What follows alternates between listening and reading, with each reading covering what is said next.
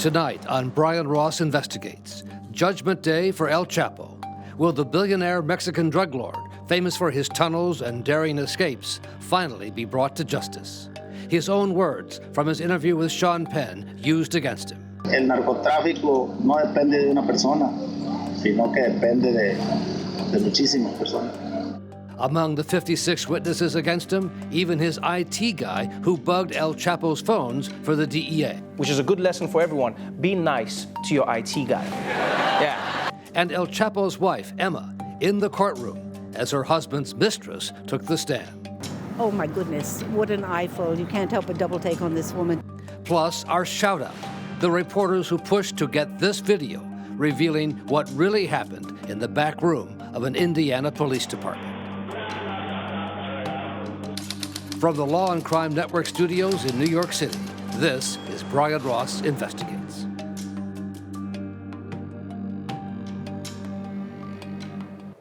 Good evening and welcome. After 10 weeks of dramatic testimony, a federal jury in New York will begin deliberations next week in the case of the billionaire Mexican drug lord known as El Chapo, Spanish for the Shorty.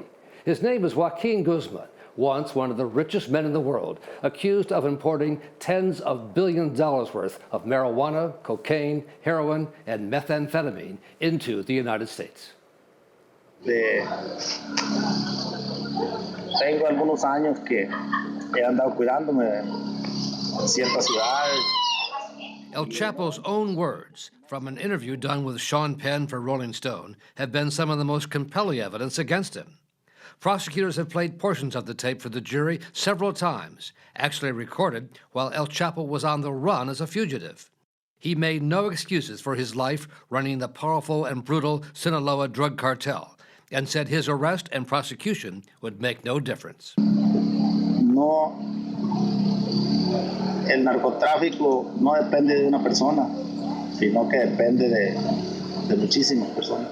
More than 50 witnesses testified against El Chapo, his closest deputies, his accountant, even his IT guy who helped the DEA bug the boss's own phones, catching El Chapo negotiating some of his massive drug deals. So El Chapo got his IT guy to spy on the people who work for him.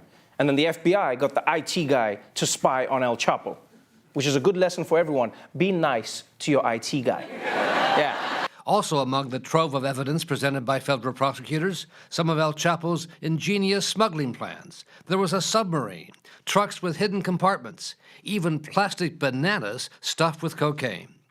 But his most successful smuggling operations seem to have involved tunnels that went under the Mexican border. The jury saw this video of a U.S. Customs agent giving a tour of one of the tunnels. It came out on the U.S. side, less than 1,000 yards from a U.S. Customs office. Joining me now is New York Times reporter Alan Feuer, who has covered this trial from day one. Alan, I recall on the first day of the trial, on a rainy November morning, how you got in line in the middle of the night to make sure you had one of those limited seats in the courtroom. Thanks very much. There's a lot for the jury to absorb here, but it seems to be an overwhelming case.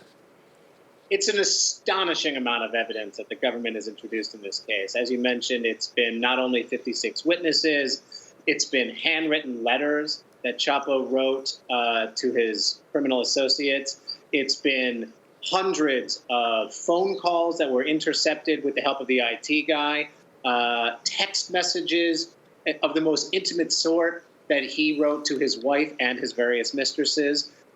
Even the cartel's sophisticated BlackBerry network was cracked by a wiretap by Homeland Security investigations.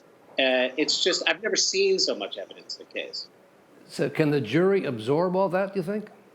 Well, what's remarkable is that the witnesses who have been called to testify, 14 of them either worked with or for Chapo. And what they've done is they've created a narrative. They get up there and they tell a story.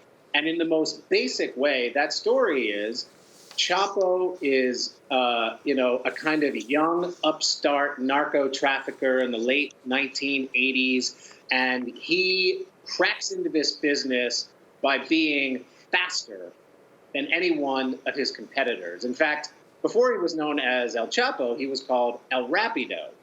And from there, we begin to see his ascent in an incredible way, to the point where he's amassing so much money. He's got a $10 million beach house in Acapulco. He's got a ranch with a personal zoo. He's got, 4 private jets. And so, from there, the witnesses have been able really to kind of give us a picture of Chapo's life story. So all the rest of the evidence is just sort of filling in that basic narrative. Alan, with all the talk about the need for a wall to stop drugs from coming into the country, does the testimony in the El Chapo case seem to undercut that? Listen, the prosecutors have introduced evidence not only through the witnesses, but through law enforcement agents who made seizures of various drug loads that Chapo planned. And I cannot recall one single seizure of I couldn't even imagine how many have been discussed, dozens discussed so far, that a wall would have stopped. And that's for a very simple reason. Almost all of the drugs that Chapo was trafficking into the United States came illegally through legal border checkpoints. Huh. Some were smuggled across the border in secret compartments in passenger cars. Some were hidden in cans of jalapeno chilies in the back of tractor-trailer trucks. Some crossed the border in secret compartments inside cargo trains that were carrying legal loads of cooking oil. Some went underneath the border in tunnels. And so the idea that a wall stretching across remote areas of the border would have stopped any of this stuff just doesn't square with the evidence that we heard. Alan, there's also been testimony about bribes being paid to Mexican officials, including one witness who alleged the former Mexican president, Enrique Peña Nieto, took a bribe of $100 million, an allegation he has strongly denied. Strong evidence. Listen, indeed, the testimony about the alleged bribe to Peña Nieto was the culmination of a drumbeat of testimony that Chapo and his cartel partners bribed virtually every level of the Mexican police, military, and political establishment. There was testimony that one of the architects of the drug war in Mexico, a guy who held a cabinet position roughly equivalent to our attorney general and had previously held a position roughly equivalent to our director of the FBI, twice received suitcases full of $3 million in cash in a restaurant. There was testimony that the Mexican military was paid between $10 and $15 million to, at one point, fight Chapo's bloody drug wars on his behalf. So, yeah, the alleged bribe to Peña Nieto was very, very serious, but it was just part of this, onslaught of evidence that almost anyone with authority in Mexico could ultimately be corrupted. And as you know, Alan, drug dealers have been able to act with impunity in Mexico for decades because of corrupt officials. Sometimes police are simply asked to choose their metals, a lead bullet or a silver bribe. And it goes back to the birth of the Sinaloa cartel long before El Chapo took charge. Netflix series Narcos focuses on the Sinaloa cartel's rapid growth, fueled by huge bribes paid to Mexican officials. The storyline involves the true story of DEA agent Kiki Camarena, who was kidnapped and killed by the cartel in Guadalajara in 1985. As the Narcos series shows, the agent running the Guadalajara office of the DEA was James Kuykendall, who led the search for his missing agent and railed against the corruption of Mexican police and government officials. Kuykendall has since retired from the DEA and now lives in Laredo, Texas, where he talked with me by Skype about the message that could be sent by the El Chapo trial. What's the effect of that sort of corruption when you're trying to do your job there, going against the drug traffickers and officials you're dealing with are corrupt, being paid by them? Well, you can never be certain that the people you're dealing with are being honest with you, and of course you always have to watch your back. So what is the message that's being sent to Mexico by this trial? It's going to take Mexico has to decide that they don't want that kind of violence anymore. The Mexicans can stop it when they want to. And so why don't they? I guess it's not financially feasible. That would be one reason. It's the money, it's the billions and billions of dollars? Oh, well, yeah, the money's at the root of all of it. Yes, of course it is. It's the root of it there. It's the root of it in the United States. And so for you, as you see all this unfolding, it must be somewhat frustrating, you know, that there was an opportunity 30 years ago that really wasn't taken. Yeah, that's correct. Jim Kuykendall, I want to thank you very much for joining us today. Thank you. By the way, the actor who plays El Chapo in the Netflix series, Alejandro Etta, showed up in court in New York earlier this week to see his subject firsthand. Having him that close, it shooks me. I'm intimidated by it. Alan, as you have reported, the trial has become a big tourist attraction. People coming from all over to see El Chapo. It's remarkable. People started flying in from Denver. One guy I talked to worked in a paper mill in Wisconsin and flew in for one day to see this trial. I was calling them narco tourists, people from Lithuania, and it just built and built and built to the point that these people who just wanted to come see Chapo were showing up at the courthouse at 5, 6 in the morning in order to get a seat. Amazing. One of the most dramatic moments in the trial, as you know, Alan, came as prosecutors called his former mistress to the stand, with his wife, Emma, looking on. Is there nothing you want to say at all? Sorry, I speak English. His wife, Emma, did not want to talk about any aspect of the trial when we caught up with her as she left the courtroom this week. The scene when El Chapo's mistress testified, with Emma looking on, was captured by renowned courtroom artist Christine Cornell. Cornell talked with me outside the court this week about that moment. I sit next to Emma, his wife, and she's just like, oh my goodness, what an eyeful. You can't help but double take on this woman. She's just like tied up like a bow. And El Chapo, I'm quite sure he's had something done to his face, because you know how when someone's had a little face work, you don't really see the expressions register. When the man smiles, it's kind of more like a grimace. And do you see emotion from his wife? She's a funny one. I mean, I'm quite sure that she's listening intently and all there, but she plays with her hair and looks at her fingernails. And sometimes she smiles a little, and I've seen her look actually very serious. And there was one day when she brought her children to court, and they rolled in a shopping cart with 40 AK-47s. And she saw that roll into the courtroom. She grabbed her children and ran out the door. El Chapo's wife has been in court almost every day, saying very little to reporters. She is a former beauty queen, born in the United States. Reporters say she's put on a brave face, knowing her husband may spend the rest of his life in prison, dealing with the sordid details of her husband's mistress relationship. Of course, I was drawing Emma. The really fun day was the day when they wore the matching velvet blazers. I think that was to show solidarity. They both had the same blazers yes, on, to show we're a couple. Yeah, we're the king and the queen, and you're just in your prison garb, babe, you know? And Cornell said El Chapo's mistress broke down in tears after her testimony. The day that she first took the stand, it was emotional because she said that this whole thing was confusing to her, that she was testifying against him. And you could hear her crying in the back. When she left the room, they had a mic on her. And she was sobbing. It was the whole courtroom, we were hearing her sobbing. Because she had to testify against the men she loved or once loved? She said she was very confused by it because she really thought that they were a team, partners. Alan Feuer, let me ask you, what moments stand out the most to you after 10 weeks of this trial?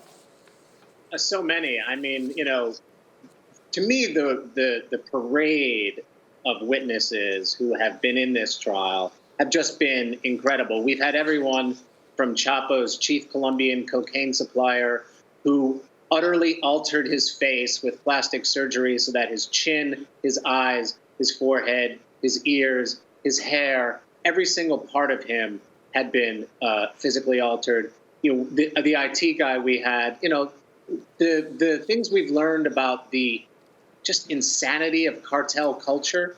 There was testimony that one of Chapo's allies early in his career when he was in prison took a contract to kill another cartel member with a cyanide-laced arepa. There was testimony that Chapo and his crew used to relax on their days off by taking target practice with a bazooka. We heard the story of one of Chapo's earliest employees who ran afoul of Chapo and was imprisoned. And when Chapo's assassins came to kill him, the night before that happened, a mariachi band played all night outside his cell, one of Chapo's sort of most beloved and well-recognized songs. And it just went on and on and on in this kind of gothic onslaught of just insanity. Some consider him a folk hero, but certainly the testimony indicates he was brutal and extremely violent. Listen, one of the last cooperating witness that we heard from was one of Chapo's professional assassins, a sicario, a trained killer. And he testified that Chapo had twice personally killed people. In one of those instances, it was two members of a rival cartel called Los Zetas. These members of Los Zetas, the witness said, had been brutally beaten for hours with tree branches and rifles to the point where their bodies were like rag dolls.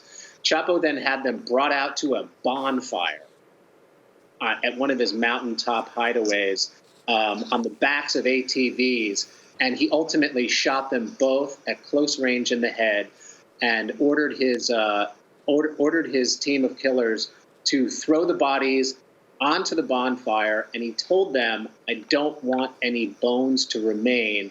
And so the team of killers spent all night, the testimony went, feeding the bonfire so that these guys were utterly incinerated. And then in the morning, to make sure there were no bones, if they found any shards, they personally ground those shards into dust. Oh, my goodness. Alan Feuer, thank you so much for being with us today. We'll be following your coverage as the trial begins, as the jury begins its deliberations next week. Up next, a shout-out to the reporters who pushed hard to turn up a very disturbing video when we come back.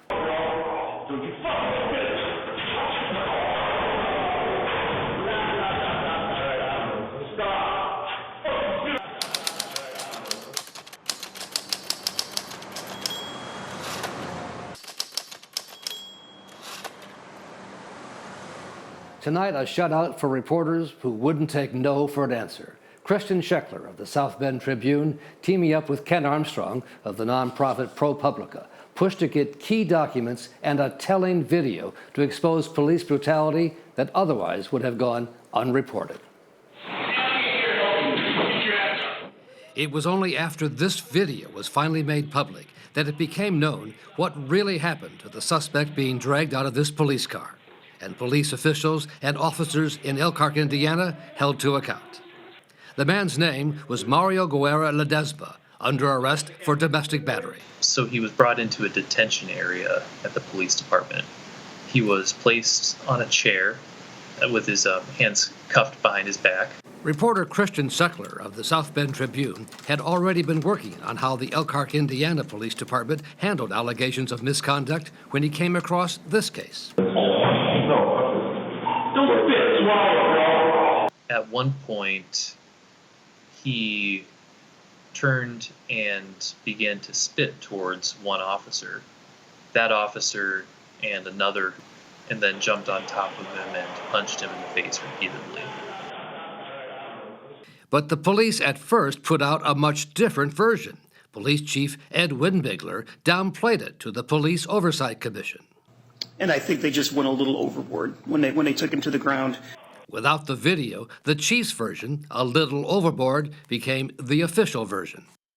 He made no mention of them throwing any punches, and really he just consistently downplayed what had really happened in the police station's detention area.